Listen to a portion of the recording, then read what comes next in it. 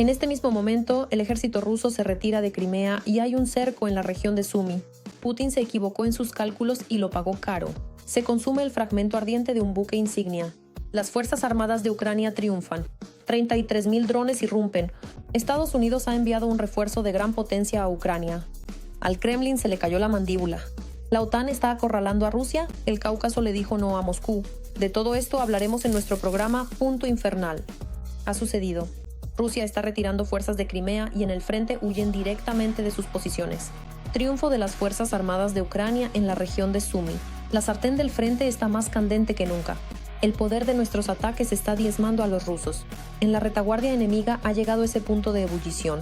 Putin intenta salvar la situación con sus últimas fuerzas, pero todo es en vano. Va a todo o nada, pero ¿no tropezará de nuevo con la misma piedra? Toda la verdad, sin adornos, en el siguiente reportaje. Se han quedado casi sin equipo. Los ataques de las Fuerzas Armadas de Ucrania prácticamente destruyeron la base militar rusa en Sebastopol. Agentes del movimiento partisano Atesh descubrieron durante el reconocimiento del Centro de Suministro Material y Técnico número 758 de la Flota del Mar Negro de Rusia la casi total ausencia de equipo en el territorio de la base y los pocos vehículos que había parecían estar fuera de servicio. Se trata de que, desde la dirección de Jersón, los ocupantes rusos trasladaron unidades de la 7ª División Aerotransportada hacia la dirección de Zaporilla. Por eso, no descarto la posibilidad de que la ausencia de equipo en este lugar esté relacionada con la llamada rotación o redistribución del personal y, en consecuencia, del equipo directamente a la zona de combate. Además, las Fuerzas Armadas de Ucrania organizaron explosiones en los ferrocarriles de Rusia. Una de las operaciones tuvo lugar en el tramo Maloarkhangelsk-Glazunivka. Allí, empleados del ferrocarril ruso encontraron minas desconocidas. Durante su desminado se produjo una explosión, como resultado de la cual 2 miembros de la Guardia Nacional rusa murieron y otro resultó herido. También se detuvo el tráfico ferroviario de importancia federal. Estas son todas las personas que en este preciso momento necesitan ser trasladadas a Belgorod, a Kursk y también a Koneri. Otra explosión se produjo en la región de Leningrado en la línea ferroviaria San Petersburgo-Pskov, en el tramo Strogano-Vomshinskaya. Como resultado de la explosión, la locomotora descarriló y se destruyeron 15 vagones cisterna con combustible. Pero no solo en la retaguardia del enemigo hay inquietud. En el frente, los ocupantes tampoco cumplen con los planes del Kremlin. El ejército ucraniano ha logrado avances en la región de Sumy, mientras que los rusos sufren pérdidas significativas en la región de Yarkov, informó Volodymyr Zelensky. En la dirección de Sumy, las fuerzas de defensa de Ucrania han tomado la iniciativa operativa. Se trata del avance directamente hacia la línea de la frontera condicional ruso-ucraniana y la desocupación de nuevos asentamientos, Kostiantinivka, Novokostiantinivka. En la dirección de Sumy, las fuerzas de defensa de Ucrania frustraron no solo los planes militares, sino también los políticos del liderazgo ruso en el intento de crear la llamada zona de amortiguamiento, con una profundidad de avance de hasta 20 kilómetros. Y las tropas rusas continúan violando el espacio aéreo de la OTAN. El dron ruso, detectado en el cielo de Rumanía en la noche del 13 de septiembre, se convirtió ya en el segundo caso después de Polonia. Como señalan en el Instituto para el Estudio de la Guerra, de este modo, Rusia intenta analizar las capacidades y la reacción de la Alianza Atlántica ante la incursión de drones de ataque para utilizar estas observaciones en futuros conflictos. La Federación Rusa está probando las posibles reacciones de la OTAN no solo en el momento de la violación del espacio aéreo, sino también, en consecuencia, en el momento de la interferencia de las señales GPS en territorios significativos de los países de la OTAN. En primer lugar, se trata de los países bálticos, Polonia y en consecuencia los países escandinavos. Además de esto, la libre navegación en el mar Báltico está bajo amenaza. Mientras tanto, el ministro de Asuntos Exteriores de Polonia propuso a Occidente interceptar drones y misiles rusos en el espacio aéreo de Ucrania. Esto representa un cambio en la postura de Polonia. Les recuerdo que la parte ucraniana ha estado haciendo estas propuestas de cerrar el espacio aéreo de Ucrania sobre las regiones occidentales desde el inicio de la invasión a gran escala de la Federación Rusa en Ucrania. En consecuencia, esa provocación a gran escala de la Federación Rusa se convirtió en el catalizador para el cambio de postura del liderazgo político polaco en cuanto a la neutralización de los medios aerodinámicos de ataque del país ocupante. Como escribe The New York Times, la producción de drones de ataque y de reconocimiento se convirtió en una prioridad para el dictador ruso solo para el año 2025. Los ocupantes lanzaron más de 30.000 UAVs contra Ucrania, lo que es casi 9 veces más que en el mismo periodo del año pasado. En consecuencia, el país agresor también comenzó a producir más drones. En la comparación se dan las cifras correspondientes al año pasado y los lanzamientos de drones ya directamente para el año 2025. Además, no se hace hincapié en que hasta el 50% de estos drones son drones señuelo. Se trata de gerberas que no llevan carga de combate. Por lo tanto, no hay motivos para hablar de una ampliación de la producción precisamente de drones de ataque en este momento. Por primera vez se ha dado a conocer qué bestias de acero están a punto de irrumpir en el frente. Estados Unidos ha sorprendido. 33.000 drones se adentran en profundidad. Nunca antes los países de la OTAN habían hecho algo así.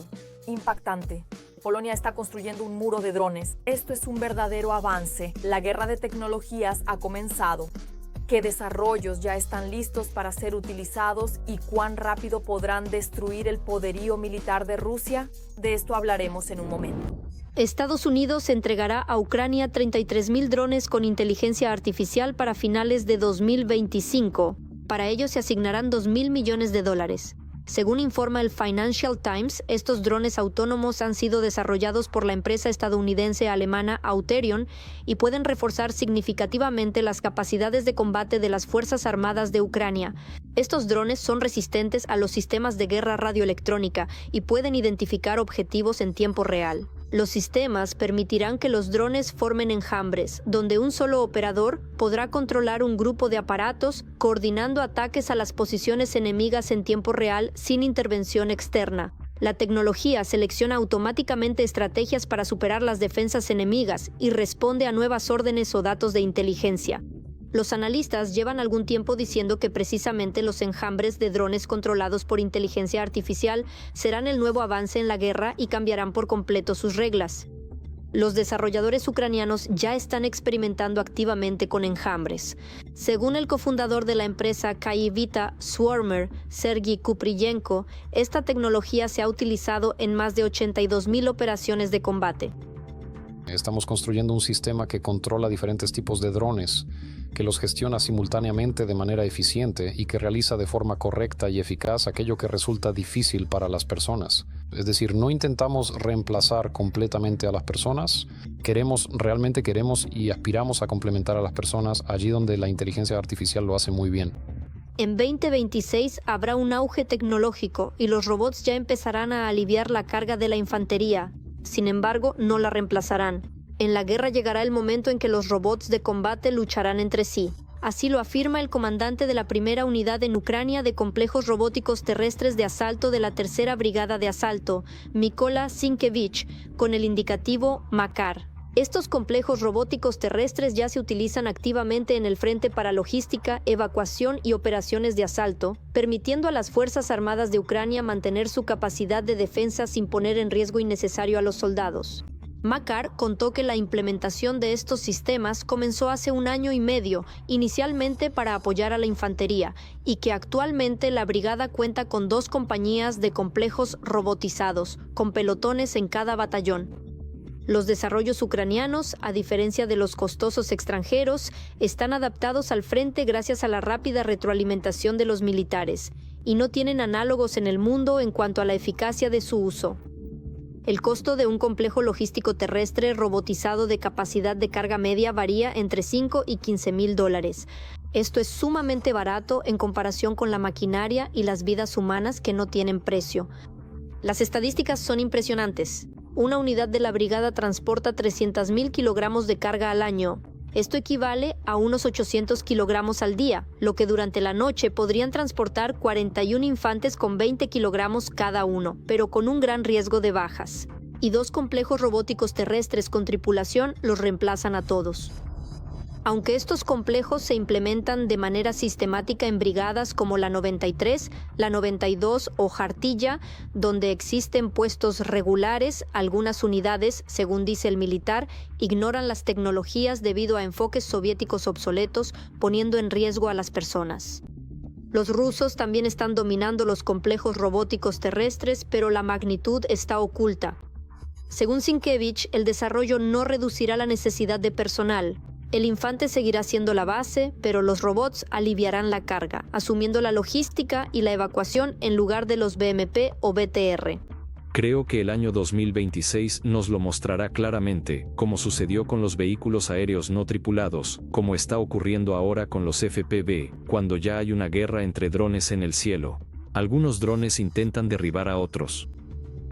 Lo mismo ocurrirá en tierra. Creo que en 2026 se llegará al punto en que los complejos robóticos terrestres también empezarán a enfrentarse entre sí. Y no solo en enfrentamientos con la infantería, sino también entre ellos mismos. Hace 2 años, más de 2 años, 2 años y medio, cuando lo vi, en ese momento dije, denme 20 de estos y yo asalto Donetsk. Bueno, al menos entro al centro de Donetsk. Con 20 drones terrestres en ese momento, hace 2 años y medio, por lo que vi en el dron terrestre y sus capacidades. Hace 1 año dije que necesitaba 150 drones terrestres y que entraría en Donetsk, ¿sí? Hace 2 años necesitaba 20. Allí hace 1 año se necesitaban 150. Ahora mismo necesito más o menos 2.500 drones terrestres y entraré en Donetsk. Mientras tanto, Europa recurre a Ucrania en busca de tecnologías para crear un muro de drones contra Rusia. Para esto, a lo largo de las fronteras orientales, la Unión Europea se apresura a gastar miles de millones de euros utilizando tecnologías de combate probadas en Ucrania tras las recientes incursiones de drones rusos en el espacio aéreo de los países de la OTAN. Así lo informa el Financial Times.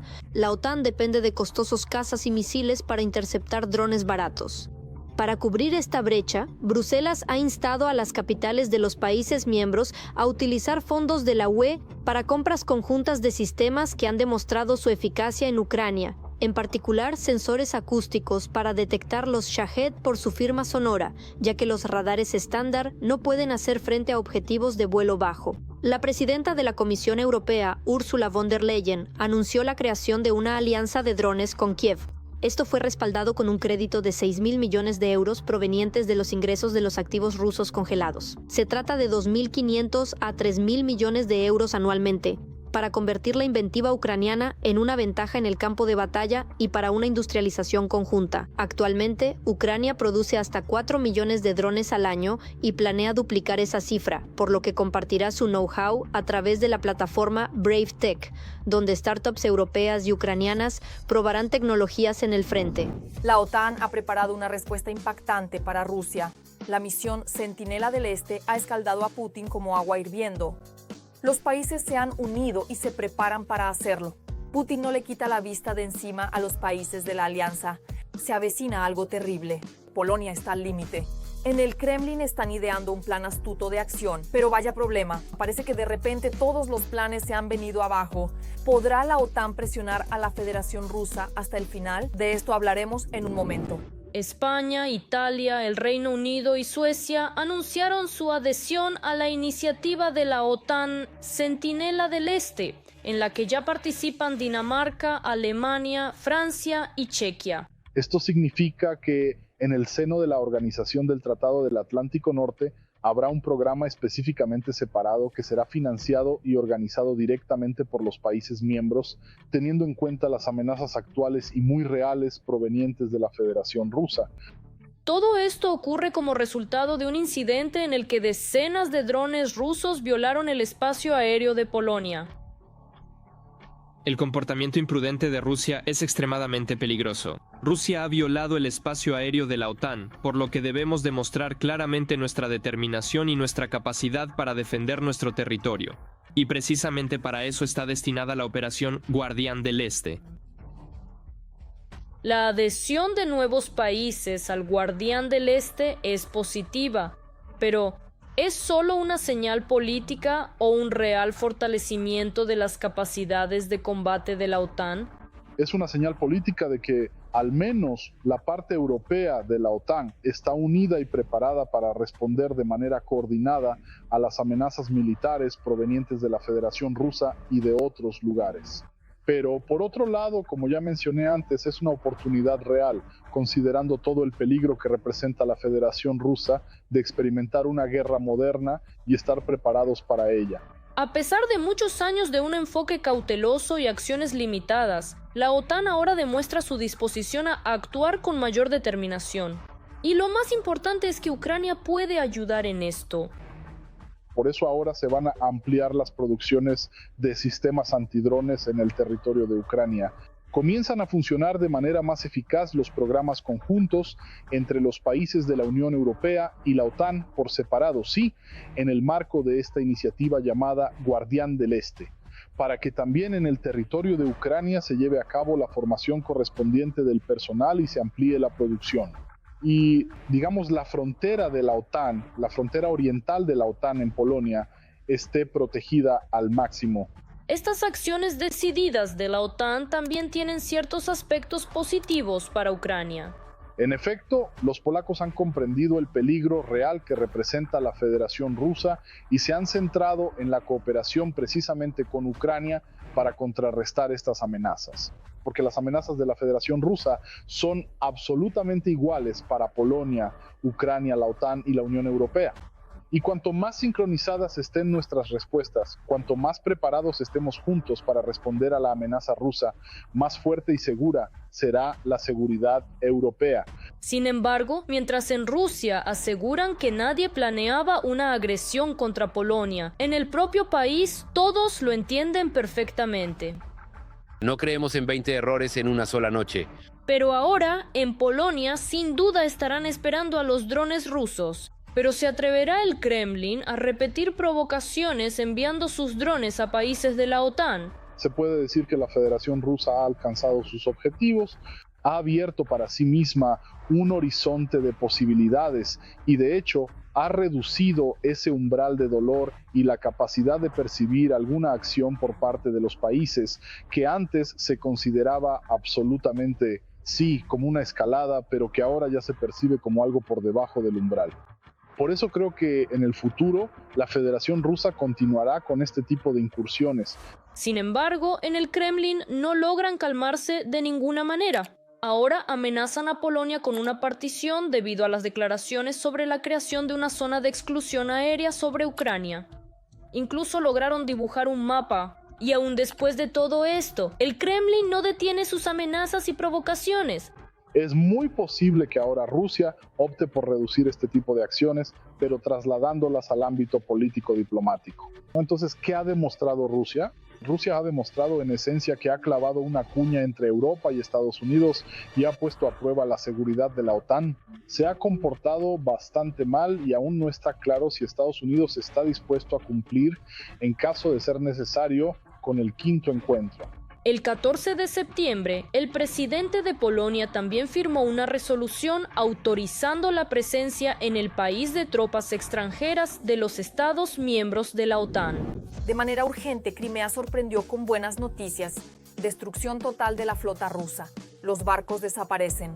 Putin dio la orden.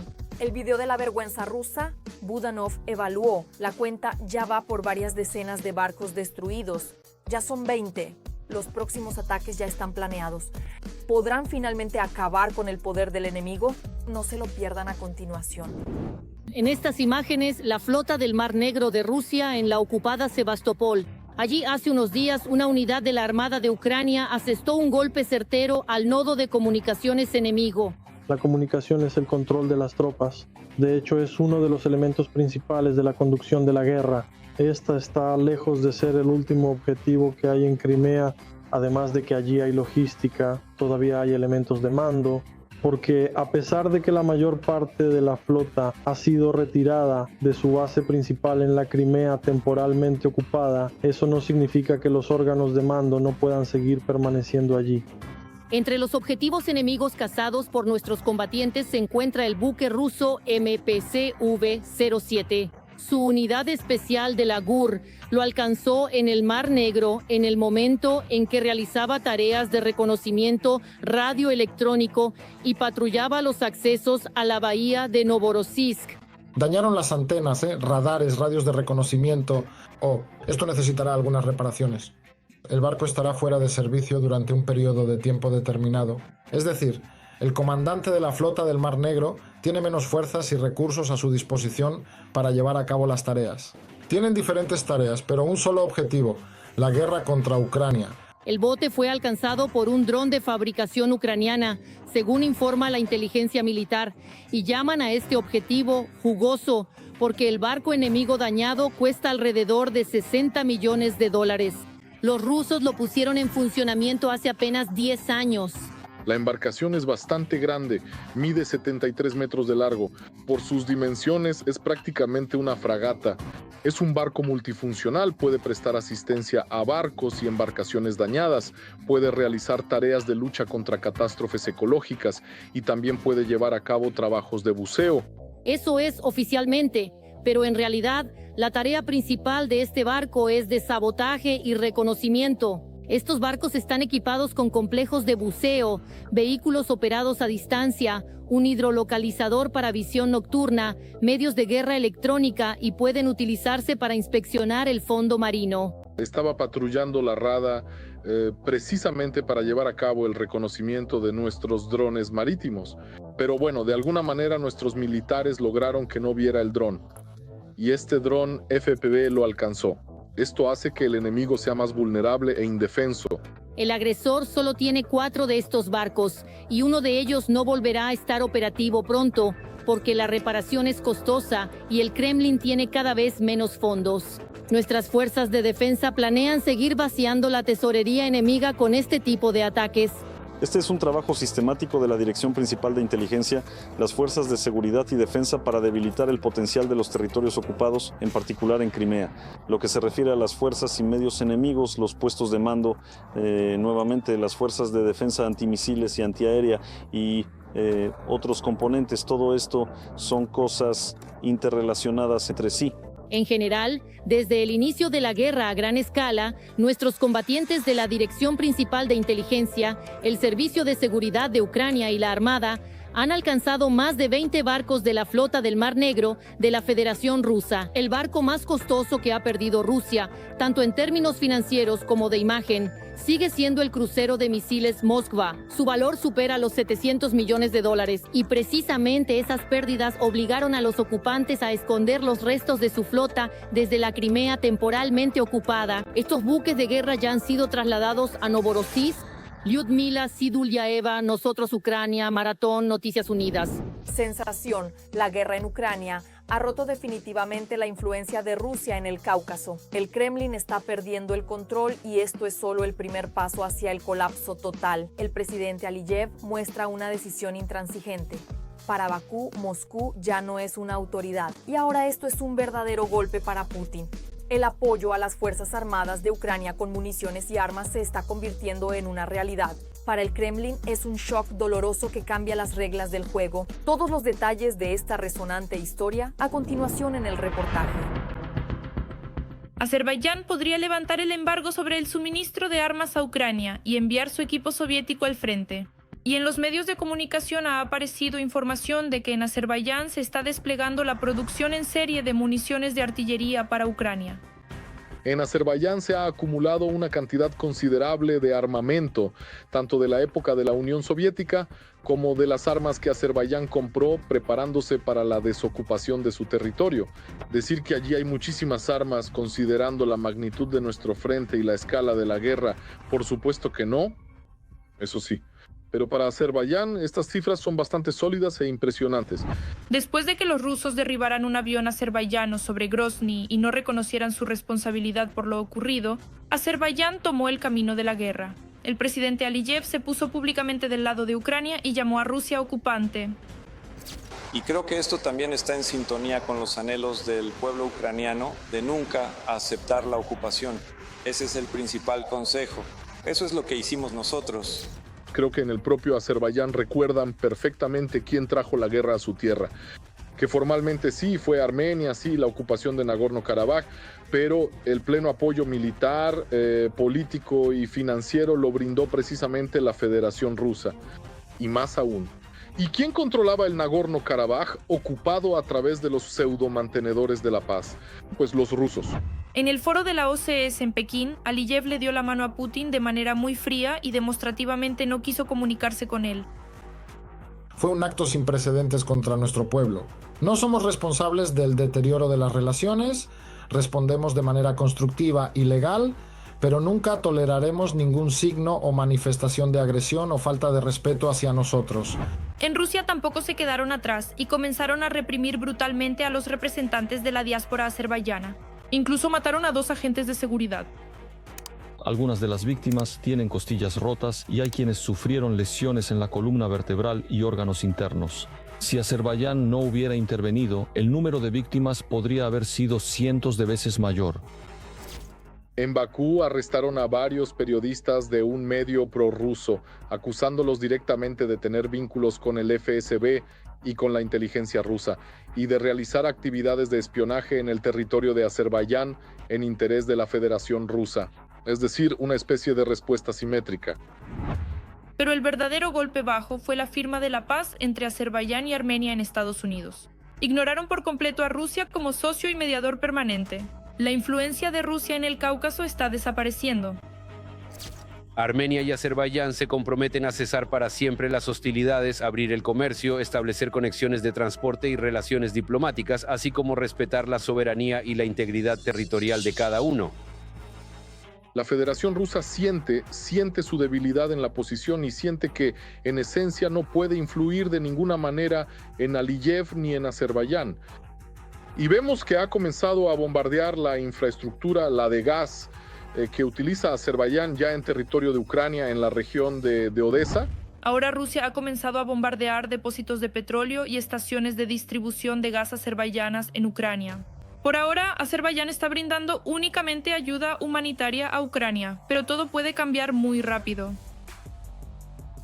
Hasta el momento, hemos proporcionado ayuda humanitaria y financiera por un monto de 40 millones de euros. Y esta ayuda continúa, es completamente transparente y de carácter humanitario. Hemos implementado varios proyectos de infraestructura social en la ciudad de Irpin y continuaremos haciéndolo. Ustedes saben que los niños ucranianos nos visitan regularmente. Haremos todo lo que esté en nuestras manos para ayudar. Según información de fuentes internas, allí podría haber varios cientos de unidades, no de Smerch, sino de Grads, sí, así es, y de Smerch, según creo, algo alrededor de 80. En realidad, un refuerzo de este tipo con equipamiento en un sector concreto del frente puede fortalecer seriamente nuestras posiciones. Además, allí también se están reuniendo, por así decirlo, cientos de unidades de equipo militar de la época soviética, como los mismos BTR y BMP, que tampoco le vendrían nada mal a Ucrania. Teniendo en cuenta todos los nuevos intentos de los rusos de perjudicar a Azerbaiyán, muy pronto las armas azerbaiyanas podrían aparecer en el frente ucraniano. Por el momento eso es todo de mi parte. Con ustedes estuvo yo, Darina Hutskawo. Más noticias candentes del frente en nuestra próxima emisión. Y mientras tanto, no olviden suscribirse y dar like. Nos vemos muy pronto en la próxima ocasión.